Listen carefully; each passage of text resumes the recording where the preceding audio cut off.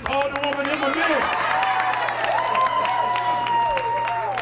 You know, we have plenty of elected leaders and faith leaders and business leaders and community leaders on what I like to call the best side, which is the west side. So I was just saying on my way here, I know there's a few Southsiders. We're gonna let you just enjoy yourself while you're here. Go to shop on Soul City Corridor, spend your money.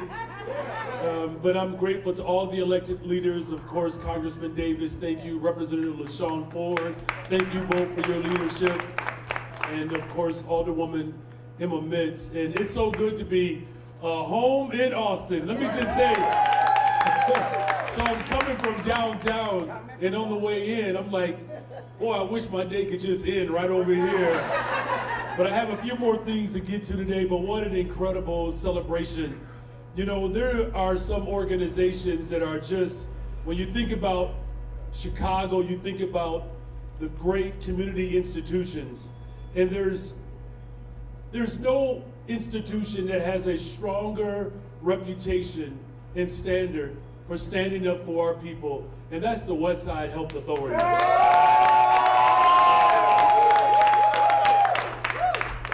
You know, I think once upon a time, I'm sure everybody probably worked or volunteered with the Westside Health Authority one time or another.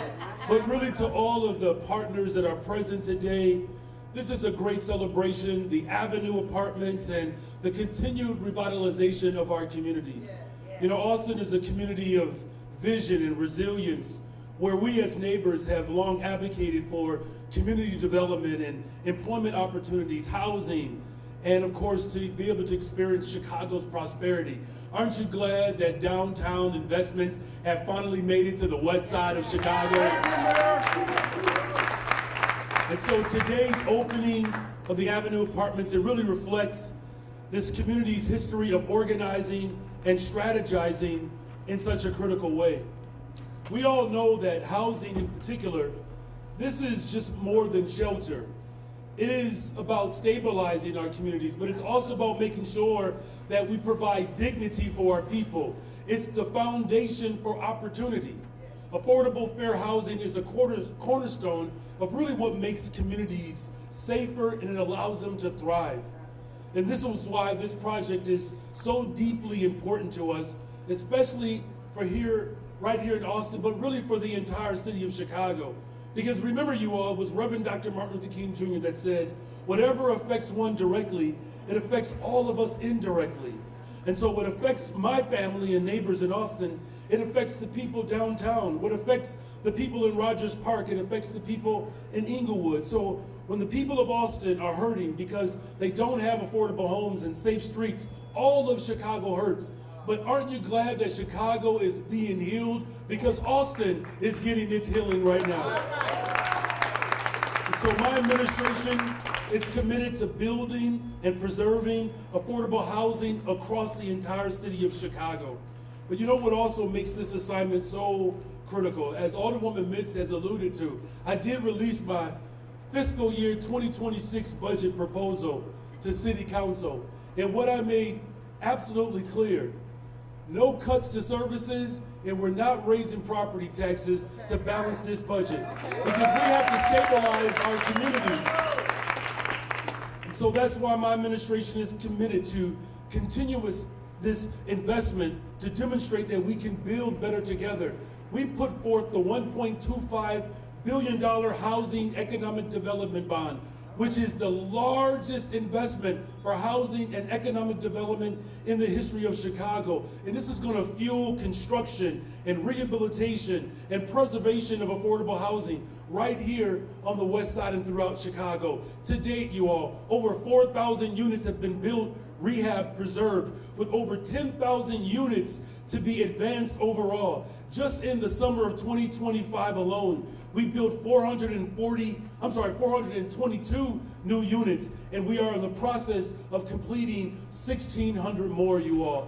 We are going to build the safest, most affordable big city in America, and as Alderwoman Mitts indicated, we're going to do that together. Isn't that right, Austin?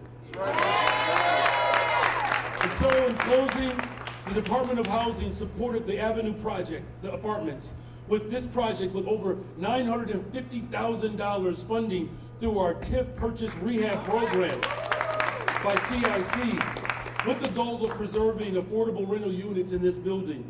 And the Department of Planning and Development, we issued another $93,000 for a Small Business Improvement Fund grant. This space in 2022 already received over $250,000 in the Equitable Transit-Oriented Development Grant in 2023.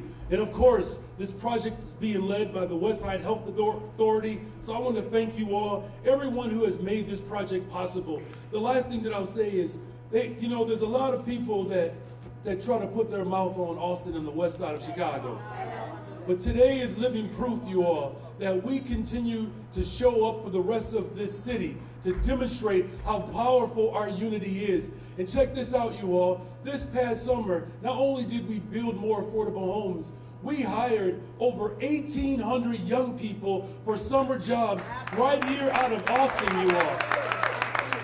So these investments are real all along Chicago Avenue, all along Madison, you all, because we are building the safest, most affordable big city. This past summer, the fewest amount of homicides in the summer in Chicago since 1965. And so we're breaking ground, we're cutting ribbons, and we're doing that right here in Austin on the Great West Side. God bless you all. God bless the greatest city in the world, the city of Chicago. Thank you. Mayor. And this next person that we're bringing up does not need a whole lot of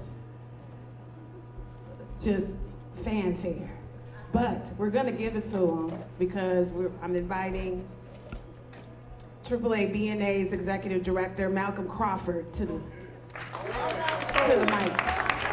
Thank you, Malcolm.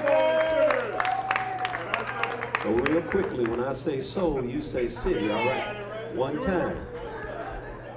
When I say soul, you say city. Soul. City. All right, did I get it right this time? Did I redeem myself? All right. So I'll say this quickly. The city of Chicago is known for its cultural enclaves.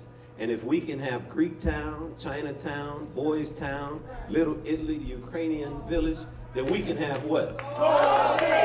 All right, that's just 1 mile stretch on Chicago Avenue that's functioning as an economic driver, and we're continuously bringing in new businesses. We are excited about all the businesses that are coming to the west side. We're excited about 40 Acres Fresh Food Market that opened up. We're excited about Spill the Beans Coffee Shop.